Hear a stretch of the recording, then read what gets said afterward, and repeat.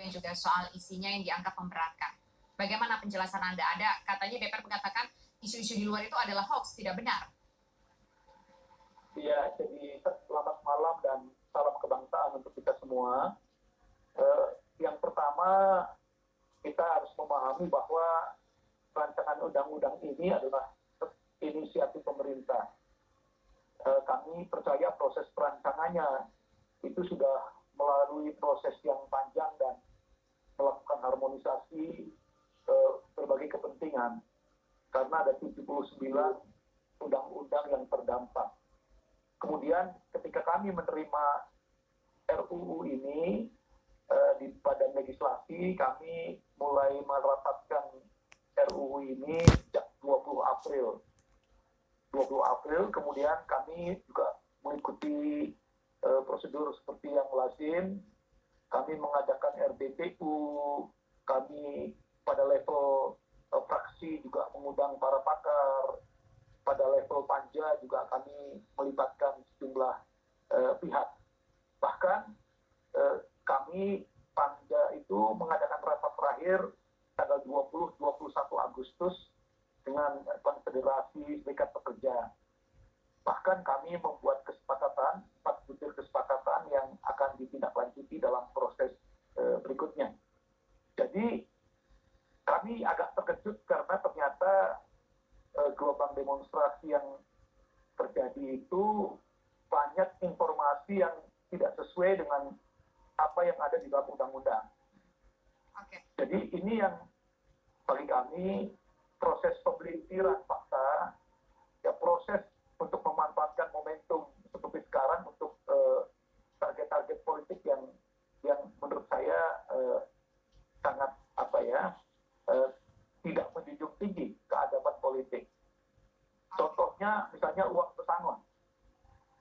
Saat itu memang kami berdebat keras karena dalam undang-undang yang existing, Undang-Undang Nomor 13 2003, dan fraksi kami undang-undang ini mempunyai ikatan emosional yang tinggi karena undang-undang ini dibuat ketika Menteri Tenaga Kerjanya adalah senior saya, Pak Yakob Nuawea, dan disahkan pada saat Ibu Ketua Umum kami menjadi Presiden Republik Indonesia. Itu sebabnya kami sangat hati-hati dalam melangkah. Kami mempunyai ikatan emosional yang tinggi. Dalam banyak forum kami menyatakan hak-hak pekerja tidak boleh dikurangi. Tetapi ketika kami memperoleh informasi bahwa pesangon 32 kali itu ternyata hanya 7% perusahaan yang melakukan itu. 93% itu maju ke pengadilan, maju melalui proses hukum. Karena mereka merasa aset yang dimiliki, yang sudah diakunkan di bank, bahkan kalau dijual semua tidak cukup untuk membayar pesangon itu. Perusahaan-perusahaan ini mengalami kesulitan likuiditas yang parah.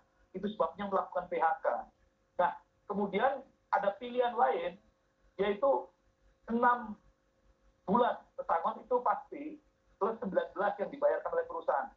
Jadi kami merenung lama, lebih bagus mana 32 bulan burung-burung di udara, atau 6 burung sudah ada di tangan, plus 19 yang akan dibayarkan oleh perusahaan. Jadi kami ingin memberikan kepastian, karena ketika pekerja itu di PHK, kami sadar bulan-bulan pertama itu mereka menghadapi kegalauan dan kepusingan yang luar biasa, masalah berat. Kalau sudah menghadapi masalah berat, mereka masih berurusan dengan persoalan hukum, mereka akan menjadi semakin menderita. Itu sebabnya kami memilih memberi kepastian, ya, ketimbang sekali lagi ada iming-iming yang begitu besar tetapi tidak direalisasi. Jadi kami melakukan proses deliberasi yang serius terhadap semua pasal-pasal norma-norma hukum yang diputuskan. Jadi kami sudah melakukan hal yang terbaik. Silakan dicek dalam daftar inventarisasi masalah atau DIM yang disusun dan diperdebatkan dalam pertemuan-pertemuan panjang. Kita dapat poinnya, Pak Hendrawan. Memang itu salah satu isu yang mencuat adalah soal isu uang pesangon yang akhirnya sudah terjawab. Kemudian nanti ada beberapa isu lainnya, tapi sebelum menuju ke isu-isu itu ya, atau soal isu dan fakta tersebut, pemirsa, saya ingin ke Pak Ferry Amsari selaku pengamat hukum tata negara dari Pusako Universitas Andalas. Pak Ferry, kalau dilihat dari runtutan peristiwa hadirnya undang-undang ini, apakah sesuai dengan sudah prosedur yang ada, sudah sesempurna itukah atau bagaimana? Ya, apa yang disampaikan oleh Pak Mahfud, Prof. Hendrawan, Mbak Disa, bagi saya omong kosong semua ya. Satu, bicara soal prinsip atau azas di pasal 5 huruf G dalam Undang-Undang Pembentukan Peraturan Perundang-Undangan. Ada yang namanya azas keterbukaan. Jadi naskah akademik yang di dalamnya ada draft rancangan undang-undang itu dari awal sudah harus dibagi kepada publik sehingga tidak timbul perdebatan mana naskah yang asli. Ya, kalau mau mengatakan bahwa publik menyebarkan hoax, yang melakukan kesalahan pasal itu ya pemerintah dan DPR yang membuat undang-undang tapi tertutup. Naskah akademik yang harusnya berisi draft undang-undang yang isinya tentu saja yang harus sudah dibahas DPR, harus dijelaskan ke publik bahwa inilah yang asli. Coba kita lihat ya, baik di website DPR, website pemerintah, website Menko Perekonomian, tidak ada satupun ya naskah akademik yang menjadi landasan pengesahan kemarin. Hari ini DPR mengeluarkan pernyataan sikap yang menurut saya konyol bahwa apa yang diperdebatkan oleh publik dalam draft undang-undang sekarang ini belumlah naskah yang final karena perlu ada perbaikan. Loh, ini kan penipuan lagi kepada publik, padahal di dalam rapat paripurna kemarin mestinya sudah ada draft final yang disetujui. Karena kan konsepnya tidak diperdebatkan lagi. Baik. Yang ada adalah setuju atau tidak setuju. Kedua, soal apa yang disebarkan ke publik bahwa ada hoax yang dipahami publik terhadap undang-undang. Yang saya bilang sebenarnya penyebar hoax ini jangan-jangan ada pihak-pihak tertentu yang mencoba merusak kritik publik terhadap undang-undang ini. Misalnya, kalau soal pesangon tadi, memang masih ada pesangon, tetapi ada pesangon-pesangon tertentu yang kemudian dihapuskan oleh undang-undang ini. Pak Profesor Hendrawan mengakui bahwa jangan bermimpi terlalu banyak soal pesangon. Cukup 6 saja tapi pasti. Loh, problematikanya bukan begitu. Problematikanya bukan sengketa antar perusahaan dan buruh, tapi sejauh mana negara bisa memberikan hak-hak yang diatur di dalam undang-undang. Kalau ada perusahaan yang komplain, yang salah perusahaannya. Kenapa perusahaan tidak mau mematuhi undang-undang untuk memberikan hak-hak kepada buruh? Padahal Mbak Dita ini orang yang dekat dengan teman-teman buruh, tapi baik. Perspektifnya sekarang sudah sangat pemerintah. Oke, baik. Kita dapat poinnya, Pak Ferry. Kita dapat poin-poinnya, Pak Ferry. Ada beberapa poin. Nanti langsung akan dijawab oleh Prof. Hendrawan, tapi usai jeda berikut pemirsa. Disampaikan oleh Pak Ferry tadi, seperti naskah akademik bisa dicek atau bisa dilihat di badan legislasi.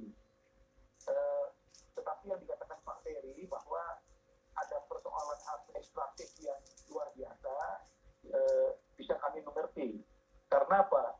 Karena contohnya ketika terjadi paripurna, itu fraksi-fraksi mungkin hanya menerima 1 kopi. Karena tebalnya itu kurang lebih 900 halaman. Jadi hari Senin pagi pun saya masih mencari, saya sebagai anggota Panja masih mencari file.